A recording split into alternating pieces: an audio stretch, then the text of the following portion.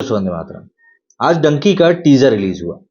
Teaser देखने के बाद में हकीकत में कई लोगों को मजा आ गया, बोले भाई ये तो बड़ा रिफ्रेशिंग सा कंटेंट है।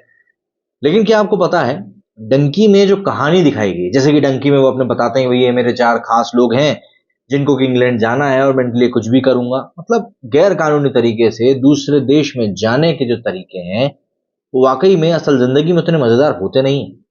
कई बार लोगों को अपनी जान तक गंवानी पड़ जाती है इन्हीं रास्तों को अपनाकर।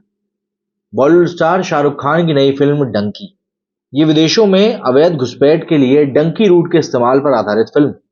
डंकी रूट एक पंजाबी कहावत से प्रेरित है, जिसका कि मतलब है एक से दूसरी जगह पर मंडराना।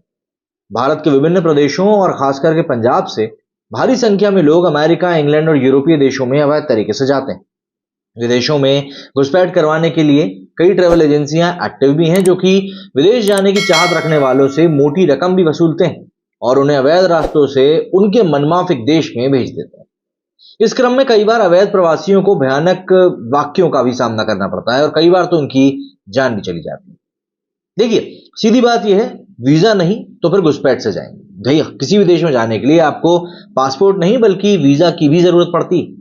जिन लोगों को अमेरिका जाना होता है और वीजा मिलने की उम्मीद नहीं होती है, वे कई दूसरे देशों से भटकते भटकते अमेरिका पहुंचते हैं। यूके या किसी दूसरे यूरोपीय देश में जाने वालों में ज्यादातर का यही तरीका है। जून 2019 में तत्कालीन अमेरिकी राष्ट्रपति डोनाल्ड ट्रंप ने कहा था कि उनके देश से अवैध प्रवासियों को बाहर निकालने की प्रक्रिया शुरू होगी।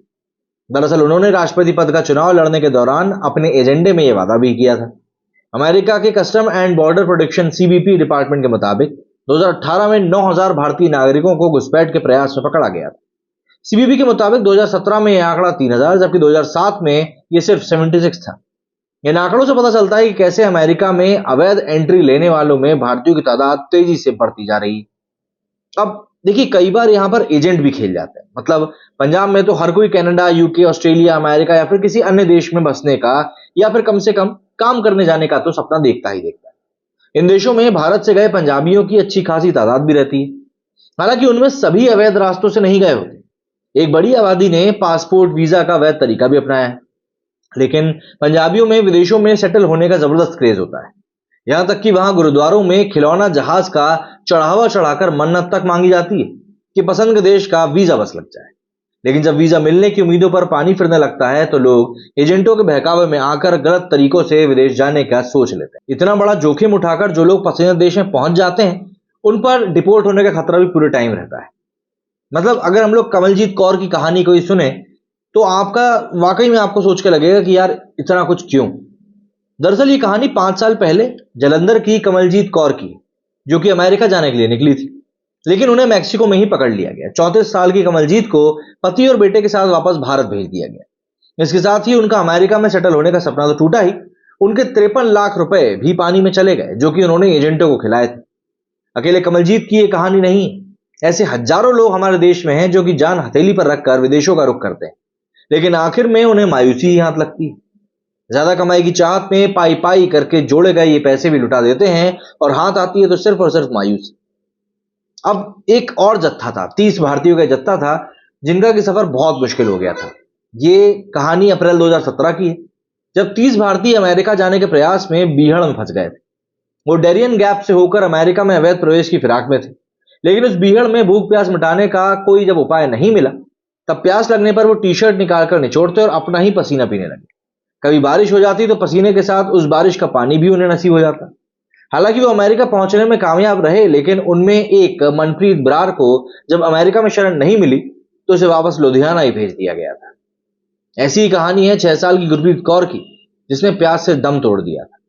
गुरप्रीत कौर की कहानी आज भी लोगों की रूह कांपाती। वो सिर्फ 6 साल की थी। उसकी मां ने एजेंट के जरिए अमेरिका पहुंचने की ठान ली। गुरप्रीत की एक और बहन भी थी जो उससे 2 साल बड़ी थी। मां ने अपनी दोनों बेटियों के साथ अमेरिका का रुख किया। वो सभी अमेरिका मैक्सिको की बॉर्डर के पास एरिजोना का जो मरुस्थल है वहां पर फंस गए।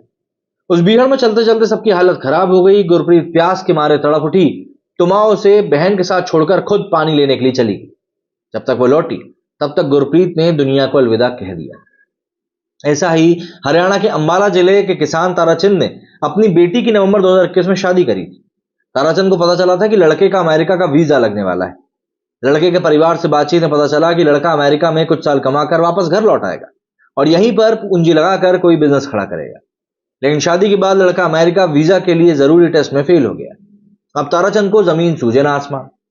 उन्होंने किसी की मदद से एक एजेंट से संपर्क साधा जिसने उनके दामाद को अमेरिका भेजने का वादा किया। ताराचंद ने अपनी 51 लाख रुपए में जमीन बेची और एक टुकड़ा उसके नाम करके बेच दिया। 37 लाख रुपए एजेंट को दे दिए। एजेंट ताराचंद के दामाद को 7 देशों का चक्कर लगवाकर मैक्सिको के रास्ते अमेरिका भेज भी दिया। मई 2022 में वो न्यूयॉर्क के एक जनरल स्टोर में नौकरी कर रहा था, लेकिन जब ताराचंद की बेटी की तबीयत खराब हुई तो उनका दामाद भारत आ ही नहीं सका क्योंकि उसके पास वीजा आवेदन के लिए कोई वैध दस्तावेज ही नहीं था। अवैध तरीके से विदेश पहुंचकर वहां फंसने वाले ताराचंद के दामाद जैसे भारतीयों की लंबी लिस्ट है जो डंकी रूट का इस्तेमाल करते हैं। कबूतरबाजी भी इनमें से ही एक है। इसी तरह यूके जाने की चाहत में लोग पहले आसपास के देशों में जाते हैं। जर्मनी, बेल्जियम या फ्रांस जाकर वो वहां के एजेंटों से मिलते हैं जो उन्हें ब्रिटेन भेजने में मदद करते हैं। ऐसे एजेंटों को कबूतरबाज और उनके धंधे को कबूतरबाजी के नाम से जाना जाता है।